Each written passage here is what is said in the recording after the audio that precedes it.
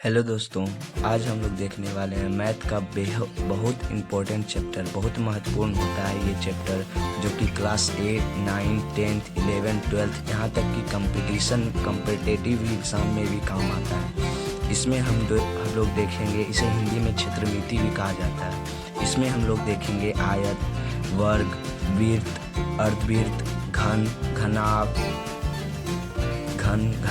बेलन, गोला, अर्धगोला, शंकु। तो इसमें हम इतना देखेंगे दोस्तों। तो इसमें सारा फार्मूला एंड इसका कॉन्सेप्ट, पूरा का सारा फार्मूला और कॉन्सेप्ट भी हम लोग देखेंगे। तो वीडियो को लास्ट तक देखिए बिना स्किप किए हुए। इसमें से कि हम सबसे पहले हम लोग देखेंगे आयत। दोस्तों ये क्षेत्रमिति, इससे पहले हम कई चैप्टर का सॉल्यूशन, जैसे में वर्ग निकालना और पूरा बेसिक मैथ, ये मेरा प्लेलिस्ट है, इसमें जाकर वो सब भी वीडियो देख लीजिए तो अच्छा से समझ में आ जाएगा। तो सबसे पहले हम लोग देखते हैं आयत किसे कहते हैं। तो आयत की आमने सामने की भुजा हमेशा बराबर होती है। ये आयत में 4 भुजा होता है, 1, 2, 3, 4। इसे हम A, B, C, D कहते हैं। तो आयत में 4 भुजा होते हैं और 4 कोण होते हैं और शीर्ष भी 4 होते हैं। तो ये आमने सामने की भुजा बराबर होती है, तो उसे हम आयत कहते हैं। ये हो गया मेरा लंब को यल से सूचित किया जाता है, लंब। और ये हो गया आधार को बी से सूचित किया जाता है। तो हम लोग पहला फॉर्मूला देखेंगे, आयत का क्षेत्रफल यानी आयत का पूरा क्षेत्रफल क्या होता है। तो यल इंटू बी, लंबाई इंटू चौड़ाई। अब दूसरा फॉर्मूला आयत का विकर्ण। आयत में हमेशा 2 विकर्ण होता है, विकर्ण एक ये वाला और ये वाला। आयत में 2 विकर्ण होते हैं। इसे विकर्ण को डी से सूचित किया जाता है, D1, D2। आयत का विकर्ण क्या होता है, D² बराबर L² प्लस B², यानी आयत का विकर्ण ऐसे भी हम लोग बोल सकते हैं √L² प्लस B²। उसके बाद हम लोग देखते हैं आयत का परिमाप मतलब पूरा ये जो आयत का चारों एरिया है उसे हम परिमाप करते हैं। आयत का परिमाप होता है 2 इंटू लंबाई प्लस चौड़ाई। अब हम लोग देखते हैं वर्ग को इंग्लिश में स्क्वायर भी कहा जाता है, स्क्वायर। तो वर्ग में होता है, वर्ग में सभी भुजा बराबर होता है। भुजा को हमेशा ए से सूचित किया जाता है, A, B, C, D। यहाँ भी B दे सकते हैं, उससे कोई दिक्कत नहीं है। तो इसमें 4 भुजा होते हैं और चारों भुजा आपस में बराबर होते हैं। इसमें भी 2 विकर्ण होते हैं, ये एक इधर और एक इधर, विकर्ण A, विकर्ण B, D1, D2। तो इसमें हम देखते हैं वर्ग का क्षेत्रफल भुजा स्क्वायर होता है, जिसे भुजा को A द्वारा भी सूचित किया जाता है, भुजा स्क्वायर। वर्ग का परिमाप, यह गलती से लिखा गया था दोस्तों। वर्ग का परिमाप होता है 4 इंटू भुजा। परिमाप हमारा ये हो गया, अभी समझना आयत में। और वर्ग का विकर्ण होता है 2 इंटू भुजा ये वाला, 2 इंटू भुजा। वर्ग में 4 भुजा होते हैं और आयत में भी 4 भुजा होते हैं। अब हम लोग देखने वाले हैं वृत्त से इंग्लिश में सर्कल कहते हैं। तो वृत्त में होता है वृत्त का परिमाप, वृत्त का क्षेत्रफल। वृत्त का क्षेत्रफल होता है पाई आर स्क्वायर। तो पाई को हमेशा, पाई का मान होता है 22/7। पाई का वैल्यू 22/7। तो वृत्त का क्षेत्रफल पाई आर स्क्वायर, वृत्त का परिमाप पाई आर। परिमाप हो गया और इसका क्षेत्रफल तो पता है। और वृत्त का विकर्ण नहीं होता, इसलिए दोस्तों कि कई लोग वृत्त का विकर्ण पूछते हैं, इसमें वृत्त का विकर्ण नहीं होता। और हम लोग देखने वाले अर्धवृत्त, इसका आधा, इसे इंग्लिश में सेमी सर्कल भी कहते हैं।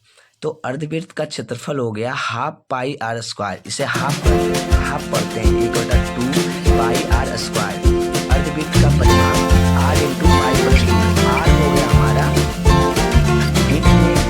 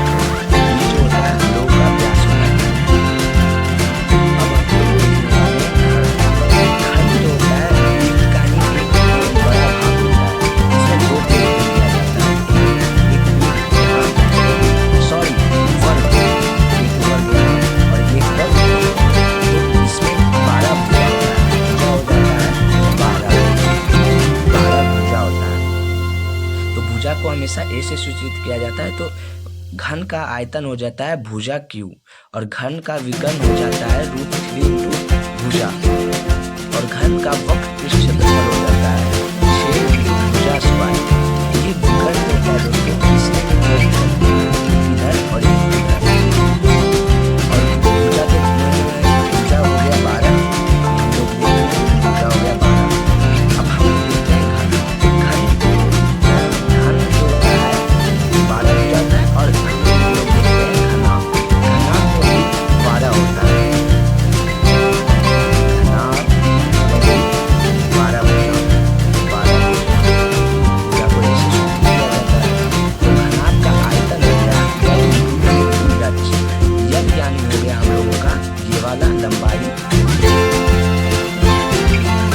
और भी हो गया हम लोगों का चौड़ाई और ये हो गया लंबाई और ये हो गया चौड़ाई और ये हो गया हम लोगों का ऊंचाई ऊंचाई। तो हम लोग देखते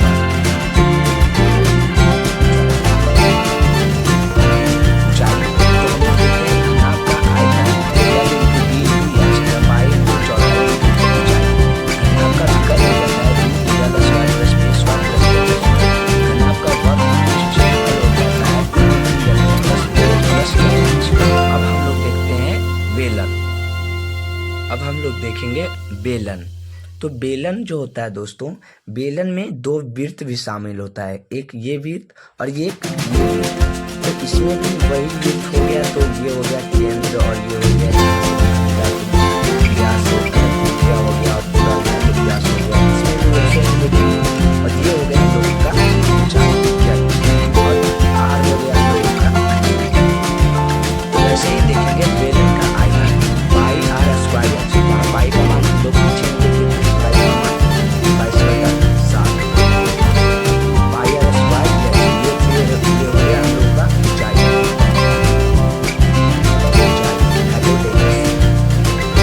बेलन का वक्र पृष्ठ क्षेत्रफल हो जाता है 2πr और बेलन का समकोण पृष्ठ क्षेत्रफल हो जाता है पूरा 2πr into r plus h।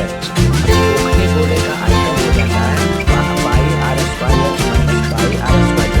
ये हो जाता है बड़ी आर, यानी ये वाला को किसी को भी मान लेंगे बड़ी आर और छोटी आर, दो भी होता है तो एक बड़ी आर और एक छोटी आर। बेलन का खोखले गोले का आयतन हो जाता है πr² इसे बड़ी आर कैसे लिख सकते हैं, πr बड़ी R square h minus pi छोटी आर स्क्वायर h। अब हम लोग देखने वाला है गोला। वृत्त एक अलग होता है और गोला अलग होता है। गोला का कैसे होता है, ये हो जाता है हम लोग का त्रिज्या और ये हो जाता है पूरा लाइन व्यास और ये जो होता है केंद्र होता है और ये संपूर्ण। हमेशा ये पूछता है दोस्तों गोला या वृत्त का केंद्र का कोण कितना डिग्री का बनता है, तो ये 360 होता है। तो गोला का आयतन 4 हो जाती है πr। गोला का संपूर्ण पृष्ठ क्षेत्रफल 4πr²। गोला हम लोग देख लिए दोस्तों। हम लोग देखिए अर्धगोला, गोला का आधा भाग। तो इसमें भी वही हम लोग देखेंगे, ये हो गया हम लोग का त्रिज्या, ये हो गया पूरा व्यास और ये हो गया हम लोग का केंद्र। जीवा को आर से सूचित किया जाता है, व्यास को डी से सूचित किया जाता है। व्यास होता है त्रिज्या का गुना होता है, जीवा होता है त्रिज्या होता है व्यास का आधा। तो हम लोग देखते हैं अर्धगोला का आयतन 2/3 πr²। अर्धगोला का संपूर्ण पृष्ठ क्षेत्रफल हो जाता है 3πr²। तो गोला हो गया, अर्धगोला हो गया। अब हम लोग देखते हैं लास्ट शंकु। शंकु जो होता है कोटि आकार का होता है, इसे हम बोलते हैं